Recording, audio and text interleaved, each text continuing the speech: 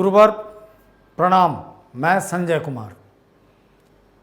आज की कक्षा अब नए टॉपिक को लेकर शुरू हो रही है। अभी तक आपने जो भी कक्षाएं देखी हैं, सुनी हैं, वो सारी कक्षाएं नियमावली पर आधारित थी। अब हमारी रिसर्च टीम बहुत आगे जा चुकी है।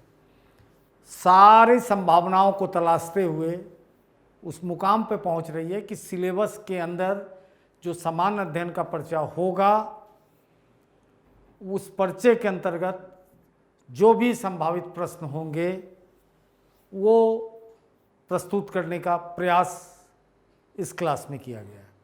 गुरुवार बार बार मैं एक आग्रह कर रहा हूं कि आप इस चैनल को सब्सक्राइब करें, बेल आइकन का बटन दबाएं, बताएं लोगों को। चूँकि अब 4 तारीख को एक घोषणा आई, 4 अक्टूबर 2021 को बिहार सरकार के विशेष सचिव ने महालेखाकार अकाउंटेंट जनरल को एक पत्र लिखा कि आपके लिए जो पद हैं उस पद को सृजित किया जाए। यानी वहाँ से सृजन का आदेश लेने के बाद अब ये सारे भ्रम दूर हो गए कि इसकी परीक्षा होगी, वेतनमान पे नियुक्ति होगी कि नहीं होगी।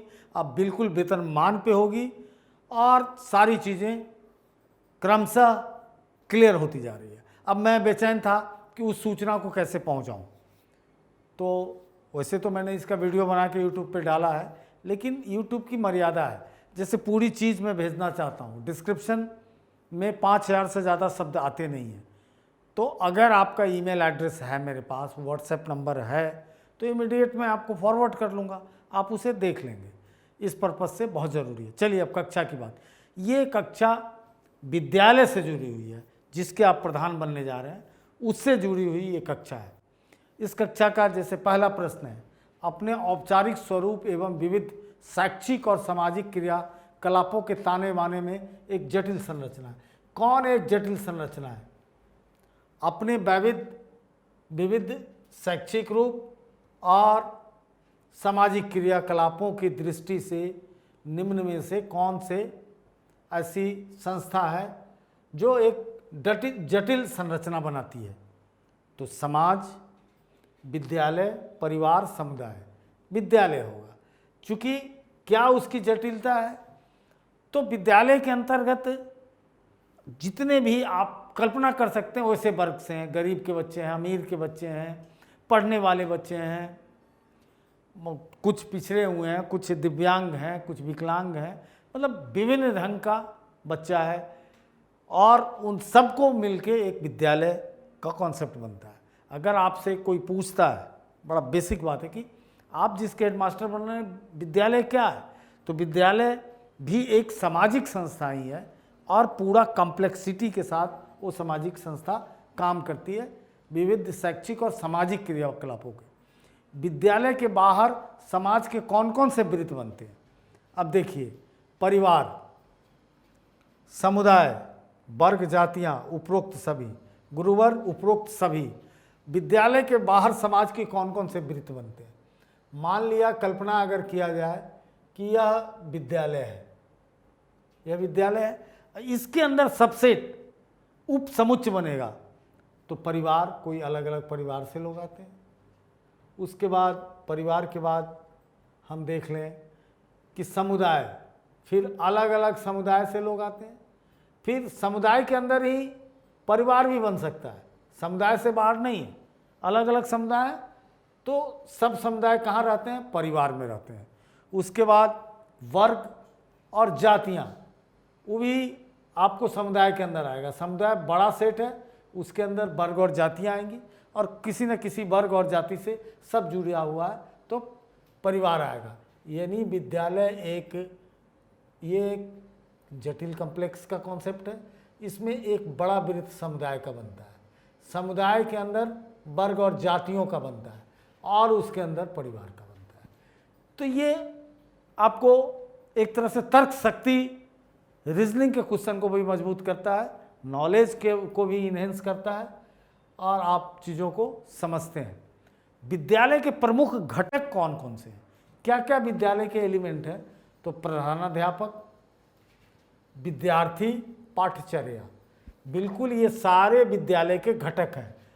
विद्यालय में पहले क्या होगा? एक भवन, वहाँ विद्यार्थी होगा। वो विद्यार्थी क्या करेगा? तो एक करिकुलम, एक कोर्स, एक सिलेबस पे वो पढ़ाएगा। तो एक पाठ्यक्रम भी होगा, एक प्राध्यापक भी होगा। तो ये सब मिलके किसके अवयव बन गए? विद्यालय के घटक। लेकिन प्राध्यापक नहीं है, 4 विकल्प है, प्रधानाध्यापक। तो ये सब अनिवार्य कंपोनेंट है। अपरिहार्य है कि कोई विद्यालय है तो ये होंगे। निम्नलिखित में से कौन सी विशेषता संगठन से संबंधित है? संगठन मतलब किसी भी ऑर्गेनाइजेशन की कौन सी विशेषता उससे जुड़ी है? तो संगठन के लिए अपना उद्देश्य होना चाहिए। कोई भी संगठन बनेगा किसी ढंग का, शैक्षिक, धार्मिक, आर्थिक, तो उसका क्या होगा? एम एंड ऑब्जेक्टिव, यानी अपना उद्देश्य एक होगा। उसके बाद संगठन की अपनी एक निश्चित संरचना होगी। एक पूरा क्या होगा? एक स्ट्रक्चर होगा, एक संरचना होगी कि उसका प्रमुख कौन होगा, प्रधान कौन होगा, उप प्रमुख कौन होगा, कौन सारे दायित्वों को, उसके सदस्य क्या होंगे। और संगठन एक निश्चित सदस्य समूह होता है। चूंकि किसी खास संगठन के अंदर वो आइडियोलॉजी से जुड़ेगा, वो किसी उद्देश्य से जुड़ेगा, तो एक खास समूह होगा। तो ये सभी उत्तर सही हैं। विद्यालय एक उद्देश्यपूर्ण संस्था है। इसके उद्देश्य की उत्पत्ति किसके मध्य बने संबंधों से होती है? विद्यालय ऐसा ही नहीं बन जाता है, उसका एक उद्देश्य है। आप विद्यालय शब्द समझ के ही हर कोई समझता है कि ये एक सउद्देश्य से कार्य करने वाली संस्था है। तो शिक्षा और अध्यापक, बहुत अच्छी बात। शिक्षा और समाज, बहुत अच्छी बात। प्रधानाध्यापक और शिक्षकगण, समुदाय और समाज। तो क्या कहता है कि उद्देश्यपूर्ण संस्था है, इसके उद्देश्य की उत्पत्ति किसके मध्य बने संबंधों से होती है? तो विद्यालय का संबंध किसके मध्य बनता है? तो पहले तो समाज और शिक्षा। चूंकि समाज से ही शिक्षा के लिए लोग निकलते हैं, तो इसका जो उत्पत्ति के जो संबंध बनते हैं शिक्षा का, वो समाज से बनता है। समाज के विकास को प्रशस्त करने का एक प्रमुख माध्यम क्या है? तो समाज के विकास को प्रशस्त करने का, यानी कोई भी समाज अगर विकास को पाना चाहता है, विकसित होना चाहता है, कोई भी परिवार, कोई भी गांव, तो पहले शिक्षा ही उसका मीन्स बनेगा, उसका माध्यम बनेगा। बगैर शिक्षा का कुछ भी संभव नहीं है इस संसार में। इसलिए शिक्षा सबसे महत्वपूर्ण है। तो शिक्षा का माध्यम क्या होगा किसी के लिए? कहाँ शिक्षा अर्जित करेगा? तो विद्यालय। तो इसका उत्तर होगा विद्यालय। कि समाज के विकास को प्रशस्त करने का प्रमुख माध्यम क्या है? तो विद्यालय। अब नेक्स्ट, विद्यालय संगठन की संरचना के में विभिन्न अवयव शामिल नहीं है। इसमें से क्या शामिल नहीं है? तो विद्यार्थीगण, शिक्षकगण, सरकारी प्रबंधन समिति, समुदाय। तो सरकारी प्रबंधन समिति को इससे क्या लेना देना? विद्यार्थी होना चाहिए, शिक्षकगण होना चाहिए और समुदाय होना चाहिए। मतलब वो विद्यार्थी कहाँ से आएगा? समुदाय से आएगा। विद्यालय एक परिवर्तनशील संस्था है, अतः निम्नलिखित में से क्या अपनाने की अपेक्षा के विद्यालय से सदैव की जाती है? तो नवीन पाठचर्या, नवीन तकनीक, नौचारी, शिक्षण, अधिगम, उपरोक्त सभी होना चाहिए। क्योंकि इसमें चेंज होगा। अभी देखते हैं न्यू एजुकेशन पॉलिसी आ गई। जैसे जैसे विज्ञान में, समाज में, किसी चीज़ में परिवर्तन होता रहता है, तो शिक्षा फिर उसके हिसाब से ढलती जाती है। जो आज से 50 साल पहले शिक्षा थी वो अब नहीं है। चीज़ें बदल गई, बहुत सारे विषय बदल गए। कंप्यूटर देखिए, आज एक इम्पॉर्टेंट कंपोनेंट बन गया। इंफॉर्मेशन टेक्नोलॉजी, सूचना प्रौद्योगिकी कितना महत्वपूर्ण हो गया। तो जब तक उसमें, उसको बोलते हैं आंतरिक गतिशीलता, इंटरनल डायनामिज्म, कैसे एजुकेशन में आएगा? तो पाठ्यक्रम को समयानुकूल बनाया जाएगा, देशानुकूल बनाया जाएगा। जैसे इन दिनों पर्यावरण की भयंकर चर्चा है, तो पर्यावरण आजकल सब जगह है और आप में के भी लिए बहुत इंपॉर्टेंट टॉपिक है। कोई भी शिक्षा आप पर्यावरण के बिना अधूरी है, क्योंकि मनुष्य का अस्तित्व ही खतरे में। तो नवीन पाठ्यक्रम, नवीन तकनीक, नया टेक्नोलॉजी, नवचारी, शिक्षण, अधिगम। भारत के संविधान के अनुसार शिक्षा किस सूची का विषय है? अब देखिए, भारत के संविधान में अलग से इस पर कक्षा भी होगी कि पूरा पावर सेपरेशन की बात है, पृथक्करण, शक्ति का विभेदीकरण है, पृथक्करण है। सबसे पहले संघ सूची का विषय है जिस पे केवल केंद्र ही कानून बना सकती है, यूनियन लिस्ट। दूसरा है समवर्ती सूची, कॉनकरेंट लिस्ट, जिसमें संघ भी कानून बना सकती है और राज्य भी। यदि राज्य का कानून है और संघ ने उस पर बना दिया तो खत्म, राज्य का पावर सीज हो गया और वो कानून चलेगी जो संघ ने बनाया है। समवर्ती सूची के विषय का यही मतलब है कि उस विषय में है कि अगर राज्य को ज़रूरत है तो अपना बनाए, यदि संघ का कानून नहीं है, संघ का आएगा तो राज्य का लगेगा। और तीसरी सूची राज्य का है जिसमें केवल राज्य कानून बना सकती है, उसमें संघ कोई हस्तक्षेप नहीं करेगा। तो शिक्षा कहाँ है? के बीच में है, समवर्ती सूची में, यानी केंद्र भी कानून बना सकता है, राज्य भी। लेकिन अगर केंद्र का कानून लागू हो गया तो राज्य का खत्म हो जाएगा, या राज्य उस विषय पे कानून नहीं बनाएगा जिस पे ऑलरेडी केंद्र ने बना दिया। शिक्षा के विषय में भारत में कौन सी सरकार कानून बना सकती है? शिक्षा पे कौन सी सरकार कानून बना सकती है? तो समझ गए, समवर्ती सूची। केंद्र सरकार भी बना सकती है, राज्य सरकार भी बना सकती है, यानी दोनों सरकार बना सकती है। चूंकि ये बनाने का अधिकार कहाँ से मिला? तो समवर्ती सूची से मिला।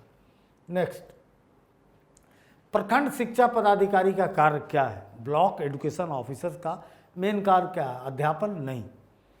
शैक्षिक गुणवत्ता की देखरेख? बिल्कुल नहीं। विद्यालय निरीक्षण और शैक्षिक प्रशासन, विद्यालयों के साथ समन्वय।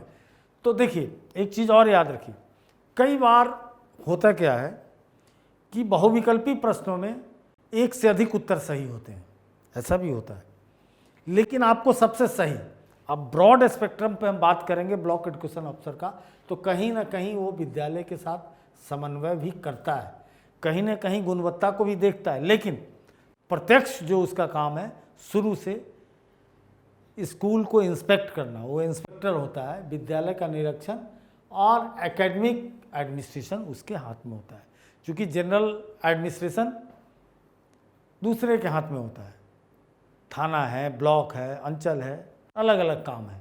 लेकिन शिक्षा का बीओ साहब का काम ये है कि वो विद्यालय निरीक्षण और शैक्षणिक प्रशासन, एक सामाजिक संस्था जिसे समाज ने शिक्षा प्रदान का दायित्व सौंपा है, क्या है वो? तो जिसको दायित्व दिया गया है वो क्या है? विद्यालय है। निम्नलिखित में से कौन से एक विद्यालय के भौतिक संसाधनों से संबंधित है? यानी भौतिक संसाधन क्या है विद्यालय के अंदर? बेसिकली विद्यालय के अंदर जो बात हो रही है कि एक तरह से फिजिकल, तो विद्यार्थीगण, फर्नीचर, खेल परिसर, अलमीरा, नहीं, ये सब भौतिक संसाधन नहीं है। भौतिक संसाधन है विद्यार्थीगण। उसके बाद है पदाधिकारीगण, अभिभावक तथा रसोइया। विद्यालय के किस संसाधन के अंतर्गत आते हैं? तो बिल्कुल वो ह्यूमन रिसोर्सेज हैं, विद्यालय के मानव संसाधन है, भौतिक नहीं है, वित्तीय नहीं है, मानव संसाधन है। कौन आते हैं? पदाधिकारीगण, अभिभावक, रसोइया। मतलब कोई भी विद्यालय के अंदर दो ढंग के रिसोर्सेज होते हैं। एक तो पहला रिसोर्स जो होता है वो ह्यूमन रिसोर्स होता है, जो सबसे ज़रूरी है विद्यालय को चलाने के लिए, और अदर रिसोर्सेज में कुर्सी, बेंच, टेबल, कंप्यूटर, वो सारी चीज़ें होती हैं। ठीक है गुरुवर, धन्यवाद। चैनल को ज़रूर सब्सक्राइब करें, एक दूसरे को ज़रूर बताएं। फिर दूसरी कक्षा में मिलते हैं। Contact email straightforwardclasses@gmail.com. Phone number 90130111749. WhatsApp 8800740094.